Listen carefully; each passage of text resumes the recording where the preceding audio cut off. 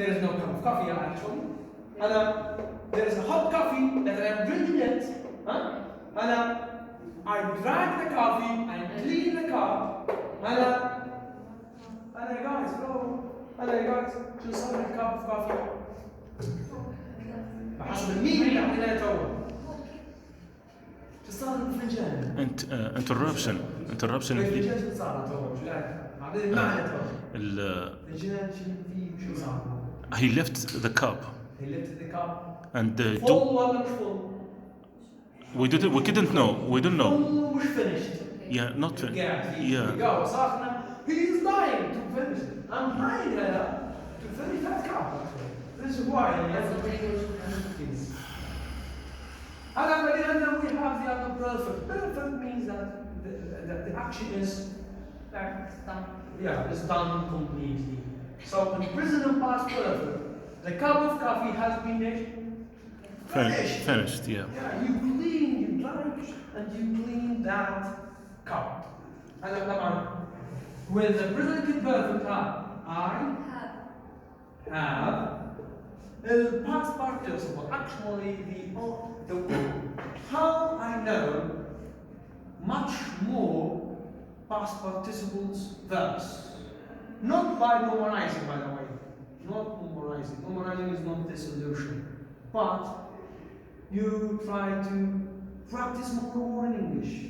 You try to flip the pages of the secondary secondary word book, or preparatory word book. You know that book? Are you using secondary and preparatory school? Yeah. In page number 91.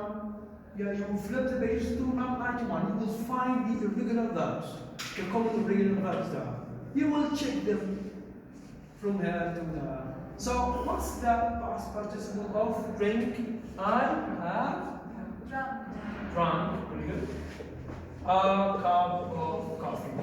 It means that I drink the cup of coffee, I finished it, and cleaned it. Yeah, I have finished it. This is why it's perfect. Present perfect means that you was doing something until you finished it. Perfect. You know? So why they use this one? Past perfect. I had drunk a cup of coffee.